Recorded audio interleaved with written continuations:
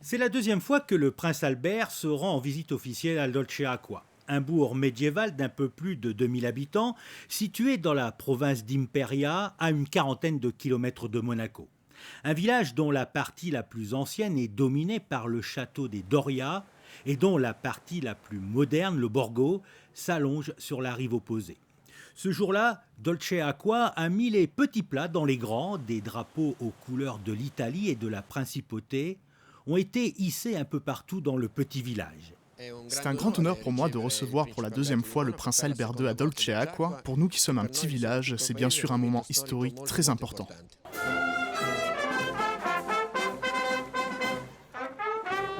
Dès son arrivée, le prince est accueilli par le maire de Dolce Acqua, en présence de nombreuses personnalités de la principauté et des élus de nombreuses communes avoisinantes. Le souverain dévoile une plaque pour marquer cette visite et inaugure une piste cyclable aménagée par la mairie en contrebas de Dolce Acqua et financée en partie par le gouvernement princier qui a alloué une subvention afin que cette piste puisse voir le jour. Une piste très fréquentée par les cyclotouristes de Monaco. Direction ensuite la place du village avant d'emprunter la montée vers le château des Doria qui, au cours de ces dernières années, a subi d'importants travaux de rénovation pour notamment en faciliter l'accès et valoriser ainsi le patrimoine du bourg. À mi-chemin, le prince dévoile une plaque qui rappelle sa première visite à Dolce Acqua en septembre 2013. Il n'hésite pas non plus à s'entretenir avec les habitants du village et à faire quelques haltes dans les ateliers des petits artisans. Arrivé au château, le maire de Dolce Acqua adresse un message de bienvenue au prince Albert qui, à son tour, prend la parole en français et en italien.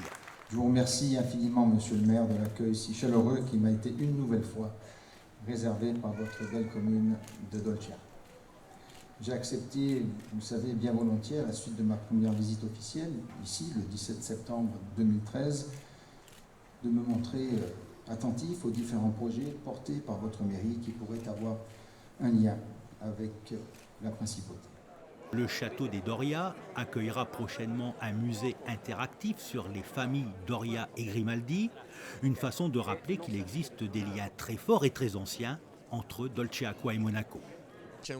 Il y a des liens historiques entre la principauté de Monaco et Dolce Acqua car la famille Grimaldi a marié sa fille Francesca Grimaldi à l'un des seigneurs Doria, d'où ce lien historique très important.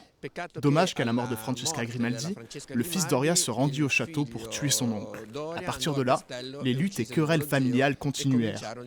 Pour rappeler cette période historique importante, Francesca laissa, à sa mort, un héritage. Elle fit faire à Ludovic Brea un tableau représentant Sainte Dévote, la patronne de Monaco. Un tableau qui est aujourd'hui exposé dans notre église.